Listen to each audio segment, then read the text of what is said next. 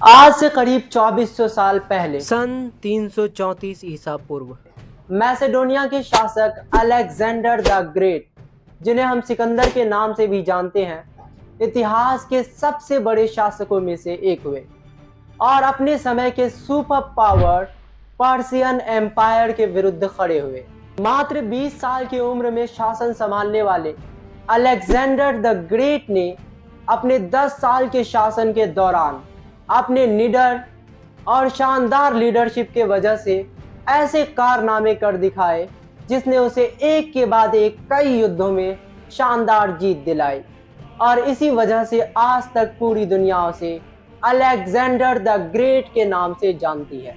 दोस्तों, कहते हैं कि कुछ लोग इतिहास का जरूरी हिस्सा होते हैं और कुछ लोगों में ही एक जरूरी इतिहास होता है। ऐसे ही गिने चुने लोगों में से एक है अलेक्जेंडर द ग्रेट।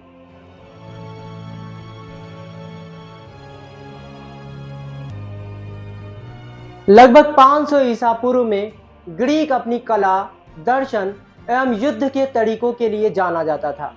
इसके दो महत्वपूर्ण शहरों में एथेंस, एक नौसैनिक शहर जो अपनी कला, दर्शन एवं लोकतंत्र के लिए जाना जाता था, तथा स्पार्टा, एक सीधा साधा सैन्य शक्ति से भरपूर शहर जो अपनी मजबूत सेना के लिए जाना जाता था। 480 ईसा पूर्व में इन दोनों शहरों को पारसी साम्राज्य के द्वारा एक कर दिया गया। थर्मोपली के एक छोटे से रास्ते पर एक छोटी सी ग्रीस सेना, जिसमें 300 स्पार्टन सैनिक थे, पर पार्सियन सैनिकों ने हमला कर दिया। यह लड़ाई तब तक जारी रही जब तक सभी ग्रीक सैनिक घेर कर मारे न गए। उसके बाद ग्रीक सैनिकों ने भी सैलेमिस के किनारे पारसी नौसैनिकों को हराया। इसके अगले ही साल प्लेटिया में ग्रीकों ने पार्सियनों के विरुद्ध एक अहम लड़ाई जीती। इसके अगले 50 साल ग्रीकों के लिए सुनहरा युग साबित हुआ, लेकिन इसी बीच एथेंस और स्पार्टा के बीच सीमा विवादों को लेकर लड़ाई शुरू हो गई और इसने पूरे ग्रीक को एक भयानक युद्ध की स्थिति में धकेल दिया। और इसी युद्ध के दौरान ग्रीक में एक शक्तिशाली साम्राज्य मैसेडोनिया का राइज हुआ और इसी मैसेडोनिया साम्राज्य ने फिलिप सेकेंड के शासनकाल में एक बहुत ही ज़्यादा शक्तिशाली सेना का निर्माण किया।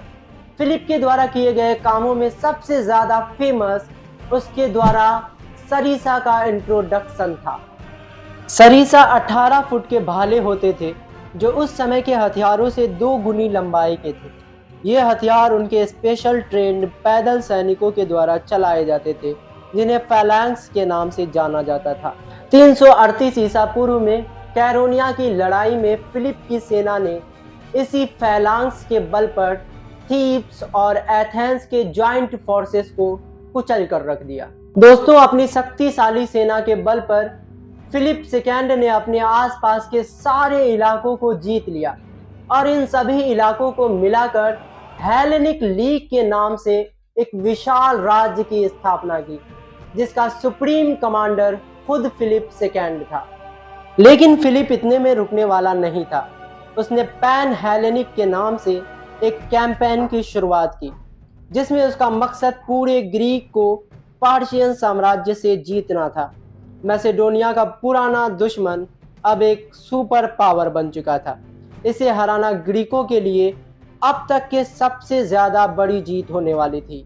फिलिप सेकेंड इस युद्ध का अनाउंस करने ही वाले थे कि तभी उसके अपने ही बॉडीगार्ड्स ने फिलिप की हत्या कर दी। फिलिप की हत्या के बाद उसके मात्र 20 साल के बेटे अलेक्जेंडर ने गद्दी संभाली। अलेक्जेंडर जो खुद एक शानदार और चंचल राजा थे। अलेक्जेंडर समय के महानतम कूटनीतिज्ञ अरस्तु के विद्यार्थी रहे। इसके साथ साथ वे एक एक्सपीरियंस्ड मिलिट्री कमांडर भी थे।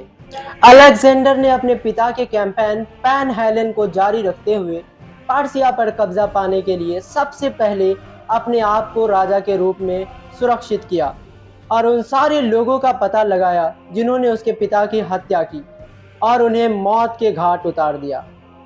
334 ईसा पूर्व के स्प्रिंग्स तक अलेक्जेंडर युद्ध के लिए बिल्कुल तैयार थे।